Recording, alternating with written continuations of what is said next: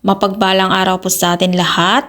Angel Locsin, mahihirapang banggain di umano si Marian Rivera sa GMA7. Sa panayam kay director at writer na si Ronaldo Carbolo kung ano ang personal na opinion niya kaugnay sa muling pagbabalik di umano ni Angel Locsin sa GMA Network at sa kanyang Facebook post nitong Lunes, ika-29 ng Abril, sinabi ng director na tila bang mahihirapan daw si Angel Locsin na magkaroon pa ulit ng pwesto sa GMA Network.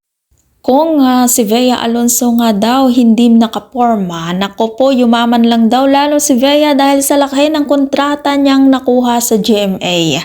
Pero wala pang ginagawang magandang proyekto si Bea. Ni isa, simula nang lumipat ito sa GMA Network, 3 taon na po ang lumipas, pahayag ni Ronaldo.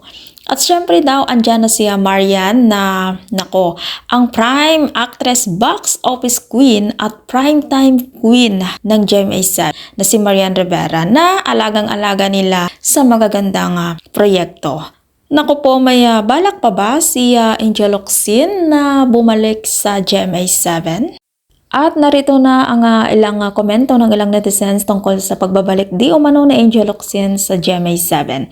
Sabi ni Baby Impor Pels, Marian Rivera versus sa Angel Locsa. Naku po, di halatang basher po ito ni Angel Char. At komento naman ni Baby Girl, imposible, wala nang planong bumalik si Angel sa showbiz. Nako, alam ni Baby Girl na walang kaplano-plano si Angel na bumalik sa showbiz, Char.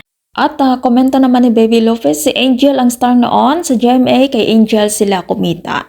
At ito naman ang komento ni Galunggong 15. Di kaya ni Angel Locsin si Marian Rivera dyan sa GMA7 kasi si Marian Rivera ang reyna dyan. Ako sana all reyna. Ikaw, ano ang masasabi mo sa pagbabalik na ni Angel Locsin di umano sa GMA7? At kung ikaw hindi pa nakasubscribe ng aking channel, mag-subscribe ka na sa aking channel, Ives Velasco. Maraming salamat po at mapagpalang araw po sa ating lahat.